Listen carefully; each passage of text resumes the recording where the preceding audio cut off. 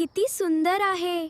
रोहनला रोज रात्री चंद्र आणि तारे बघायला खूप आवडायचं. हा, अरे बापरे, चंद्र खाली येतोय आणि जादूची चमक पसरवतोय. वाह, किती सुंदर आहे. चल आणखी थोडं वर. एके रात्री अचानक आकाशातून एक जादुई प्रकाश खाली उतरू लागला. त्या प्रकाशातून चंद्रापर्यंत जाणारी एक जादुई शिडी तयार झाली.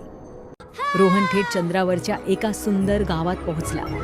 तिथे त्याला खूप नवीन चंद्रमित्र भेटले. सगळे मिळून चंद्रावर मजेदार जादुई खेळ खेळू लागले. चंद्रावरून पृथ्वी खूप सुंदर दिसत होती.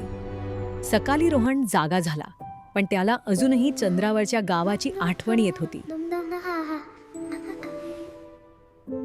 मला समजलं, मोठी स्वप्न बघितली तर पूर्ण होऊ शकतात.